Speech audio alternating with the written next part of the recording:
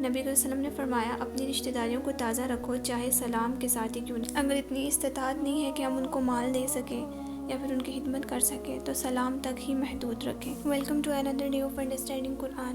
سورہ بقرہ آیت 83 پارٹ 2، جس میں تیسرا عہد جو بنی اسرائیل سے لیا گیا تھا وہ رشتہ داروں کے ساتھ اچھا سلوک تھا۔ ذی کا مطلب ہوتا ہے صاحب اور قربہ کا مطلب ہوتا ہے رشتہ داری۔ اس میں ماں باپ دونوں کی طرف سے رشتہ دار شامل ہے، لیکن رشتہ داروں کے ساتھ احسان کرنا ہمارے لیے تھوڑا مشکل ہو جاتا ہے۔ اللہ کے راستے میں دینا تو آسان ہوتا ہے، لیکن رشتہ داروں کو دینا بہت مشکل۔ لیکن رشتہ داروں کو دینے میں دگنا ثواب ہے۔ ہمارے ہاں کچھ مائیں باپ کی طرف سے بدگمان کر دیتی ہیں، اور پھر باپ کے جو رشتہ دار ہیں، اور باپ ماں کی طرف سے بدگمان کر دیتے ہیں بچوں کو۔ اگر سسرال نے کچھ غلط کیا ہے تو انتقام لینے کی پالیسی میں بچوں کو انوالو کرنا بچوں کی تربیت کے لیے اچھا ثابت نہیں ہو سکتا۔ والدین کی طرف سے جو رشتہ دار ہے اس میں خالہ، ماموں، چاچا، پھوپھی، تایا، دادا، دادی وغیرہ سب شامل ہیں۔ ان کے ساتھ احسان کی شکل یہ ہے کہ ان کو حسب استطاعت خیر پہنچائی جائے، جو ان کی کوئی تکلیف ہو وہ دور کی جائے، اور یہی اصل کانسیپٹ ہے۔ رشتہ داروں کو کوئی فائدہ پہنچایا جائے، اور اگر وہ تکلیف میں ہو تو ان کی تکلیف دور کی جائے۔ اور بعض علماء نے اس کی مزید وضاحت کی ہے کہ رشتہ داروں کے ساتھ حسن سلوک کا مطلب یہ ہے کہ مال دے کر ان کی صلہ رحمی کی جائے، یعنی ان پر مال خرچ کیا جائے، ان کی ضرورتوں پر ان کی مدد کی جائے، کسی کو کھانا کھلایا جائے، کسی کی اسکول کی فیس ہے تو انہیں فراہم کی جائے، علاج کے لیے کچھ پیمنٹ دی جائے، ان سے اچھے طریقے سے ملا جائے، ان کے حق میں دعا کی جائے، انہیں گفٹس وغیرہ دیے جائے۔ جو جتنا قریبی رشتہ دار ہے اس کا حق اتنا ہی زیادہ ہے۔ امام نبوی کہتے ہیں یہ مستحب ہے کہ نیکی میں ماں کو مقدم کیا جائے، پھر باپ، تو پھر بیوی اولاد کو، پھر دادا دادی، نانا نانی، پھر بھائی بہنوں کو، پھر خالہ، ماموں، پھوپھی، چچا وغیرہ کو۔ اور رحم کے رشتوں میں چاہے وہ غیر محرم ہو ان کے ساتھ نیکی کی جا سکتی ہے۔ چچا کے بیٹے ہیں، خالہ، ماموں وغیرہ کے بیٹے۔ بعض اوقات رشتہ داروں میں بہت ساری ناراضگیاں اور اختلافات ہو جاتے ہیں۔ اس صورت میں اگر معاملہ بہت زیادہ سنگین ہو چکا ہے تو وہ معاملہ اللہ پر چھوڑ دیا جائے، لیکن کسی کی بھی عزت نفس کو نہ اچھالا جائے۔ جب یہ آیت نازل ہوئی تھی کہ تم نیکی کو نہیں پا سکتے جب تک کہ وہ خرچ نہ کرو جو تم پسند کرتے ہو، تو ابو طلحہ نبی صلی اللہ علیہ وسلم کے پاس آئے اور اپنا سب سے پسندیدہ مال بحروہا کا باغ نبی صلی اللہ علیہ وسلم کی خدمت میں پیش کیا۔ انہوں نے کہا اللہ کے رسول صلی اللہ علیہ وسلم، یہ باغ میں آپ کو دیتا ہوں، آپ جہاں چاہیں اس کو خرچ کریں اور اس سے کام لیں۔ اس میں بہت سے کھجور کے درخت ہیں، کہا جاتا ہے کہ اس میں شاید 600 کھجور کے درخت تھے، اور یہ مسجد نبوی کے قبلے کی طرف تھا، اور اس کا پانی بہت اچھا تھا۔ آپ صلی اللہ علیہ وسلم اکثر وہاں جایا کرتے تھے اور اس کا اچھا پانی وہاں سے پیتے تھے، تو نبی کریم صلی اللہ علیہ وسلم بہت خوش ہوئے اور فرمایا یہ تو بہت نفع بخش ہے، ایسا کرو اس باغ کو اپنے رشتہ داروں میں بانٹ دو۔ انہوں نے ایسا ہی کیا۔ حضرت جبریل نبی کریم صلی اللہ علیہ وسلم کے پاس آئے اور کہا یا محمد صلی اللہ علیہ وسلم، اللہ نے آپ کو حکم دیا ہے کہ آپ اس سے رشتہ جوڑے جو آپ سے کاٹے، اس کو دے جو آپ کو محروم کرے، اور اس سے درگزر کریں جو آپ پر ظلم کرے، کیونکہ آپ کے قریبی رشتہ دار بھی آپ کے مخالف ہو گئے تھے۔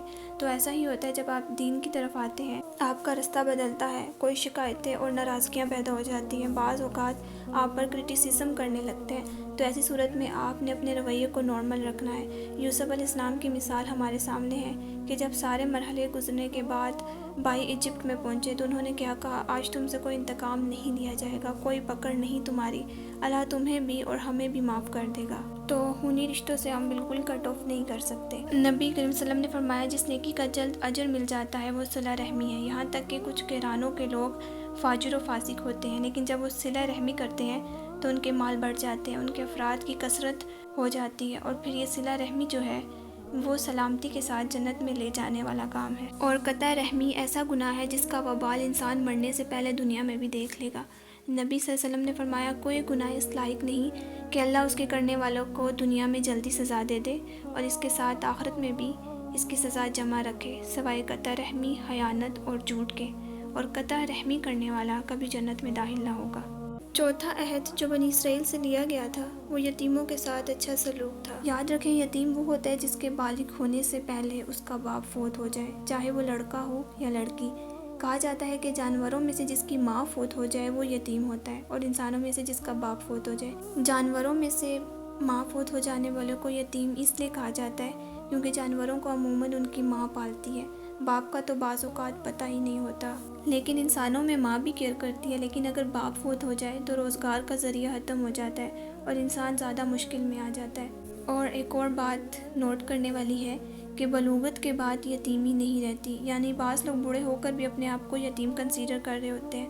یتیمی صرف بالغ ہونے سے پہلے ہے، اس لیے مثلاً اگر آپ کسی یتیم کو پال رہے ہیں اور وہ بالغ ہو گئے ہیں، اب وہ یتیم نہیں ہیں، ان کے ساتھ یتیموں والا سلوک نہیں ہوگا۔ ہاں مگر اگر وہ کمانے کے لائق نہیں ہوئے یا پھر کسی منزل پر نہیں پہنچ پا رہے تو ان کی ضروریات ہے تو وہ یتیم نہیں بلکہ مسکین کنسیڈر کیے جائیں گے، اور مسکین فقیر یتیم نہیں ہے۔ جیسے آرفنیج وغیرہ بنائے جاتے ہیں اور کہا جاتا ہے کہ یتیم بچوں کو پالا جا رہا ہے، تو جب یہ یتیم بچے بڑے ہو جاتے ہیں تو یتیم بچوں کے نام پر لیا گیا فنڈ وہ بلوغت کے بعد والے بچوں پر استعمال نہیں کیا جائے گا، ان پر یا پھر اگلی فقیر یا مسکین کی کیٹیگری لگے گی۔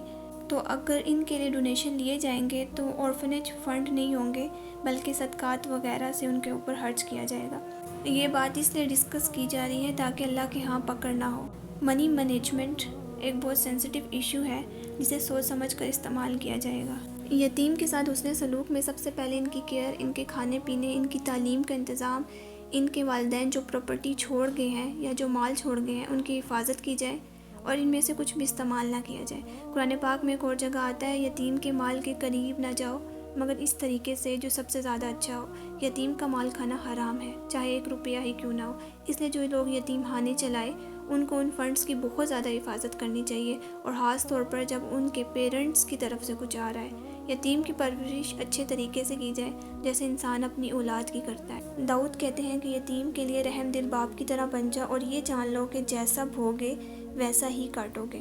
ابو دردہ کہتے ہیں تم یتیم کو خود سے قریب کر لو، اس سے لپٹو، اس کے سر پر ہاتھ پھیرو، اس کو اپنے کھانے میں سے کھلاؤ، تمہارا دل نرم ہوگا اور تم اپنی حاجت کو پالو گے، اور نیکی کرو گے تو تمہاری حاجتیں پوری ہوں گی۔ ان کے ساتھ بھلے طریقے سے اچھی بات کرو، مطلب ان کے ساتھ جو کنورسیشن ہے وہ خوبصورت ہونی چاہیے، ان کو حقیر نہیں سمجھنا چاہیے، یتیم کے ساتھ اچھے اخلاق سے پیش آنا چاہیے۔